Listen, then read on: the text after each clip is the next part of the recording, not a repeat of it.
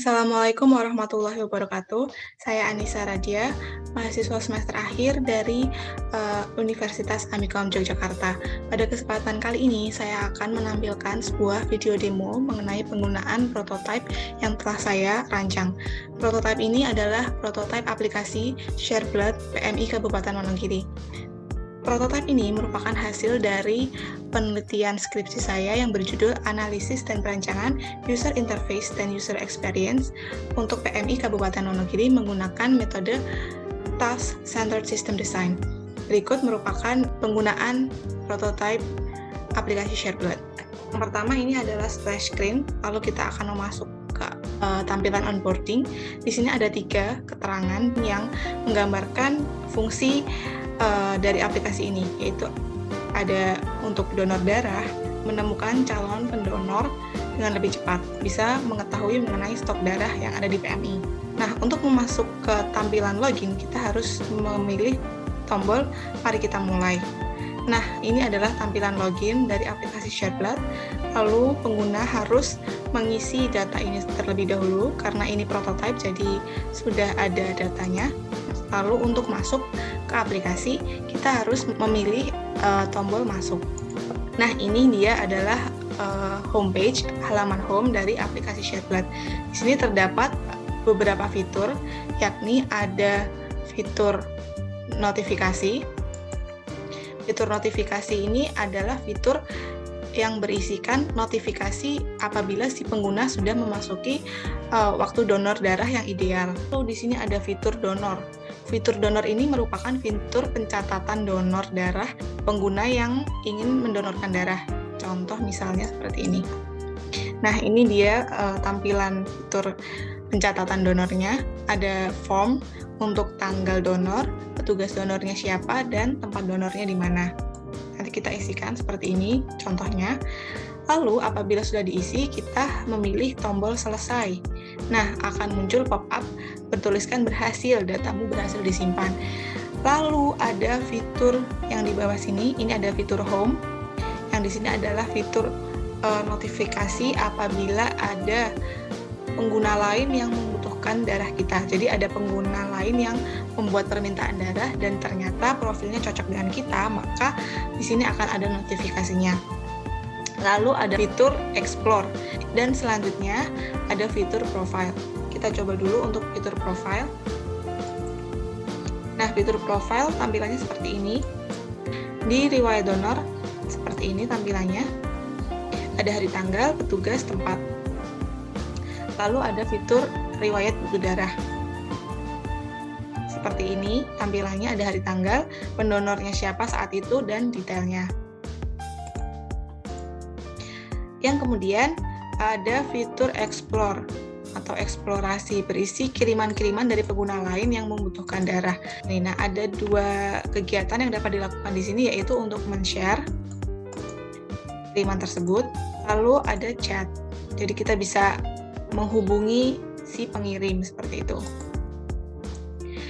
Kiriman-kiriman seperti ini dibuat karena nanti terdapat 2 kondisi ketika pengguna itu membuat membuat permintaan darah.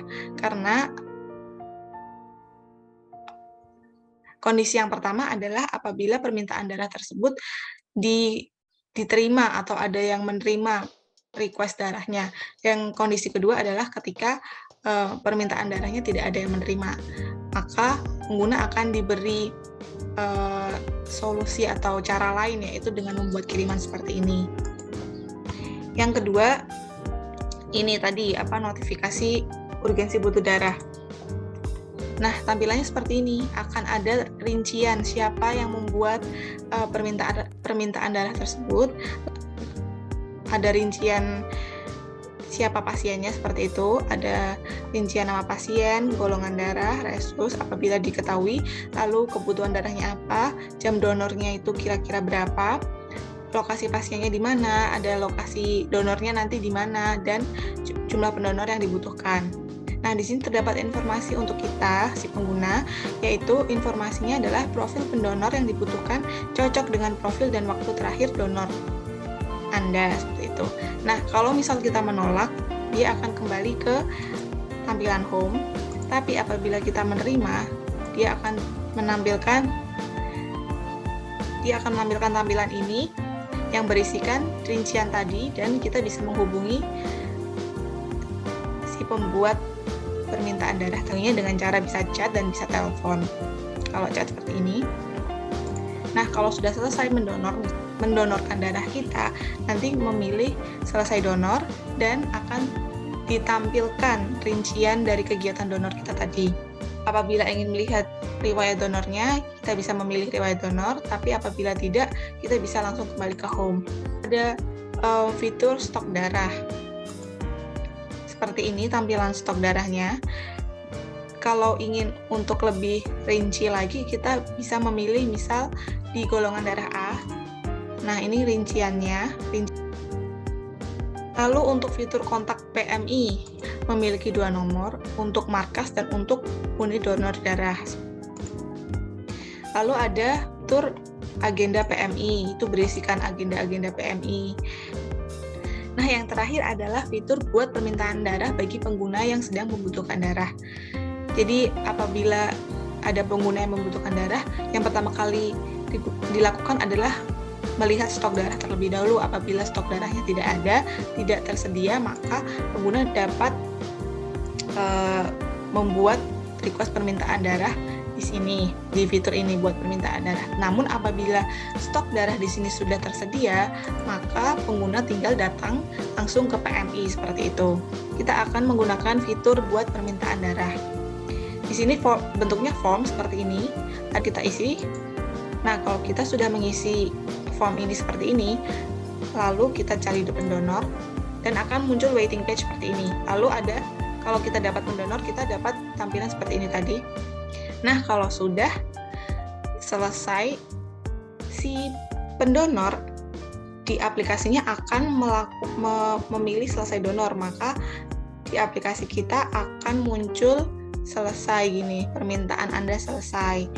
Nah, apabila ingin melihat riwayat permintaan, maka memilih tombol ini seperti itu, memilih tombol riwayat permintaan. Nah, akan muncul riwayat permintaan kita tadi. Klik kembali untuk kembali ke tampilan home. Ada 2 kondisi di mana permintaan pengguna itu ada yang tidak terpenuhi karena mungkin ditolak terus gitu ya. Nah, untuk kondisi kedua ini, contohnya seperti ini ya. Tampilannya sama, langkah awalnya kita isi. Nah, kita cari pendonor, akan muncul waiting page juga, namun dia akan beralih kepada waiting page dengan keterangan seperti ini. Maaf, belum ada yang menerima permintaanmu. Jangan putus asa, mari kita coba cara lain. Itu akan muncul pop-up seperti ini. Kamu bisa membuat pengumuman mengenai permintaanmu sehingga lebih banyak orang yang melihatnya. Buat kiriman. Nah, buat kiriman ini nanti hasilnya akan muncul di fitur eksplorasi seperti itu. Coba kita kirim ya. Nah, ini dia permintaan yang dibuat tadi. Sekian untuk video demo dari penggunaan prototype aplikasi Chatbot. Kurang lebihnya mohon maaf. Wassalamualaikum warahmatullahi wabarakatuh.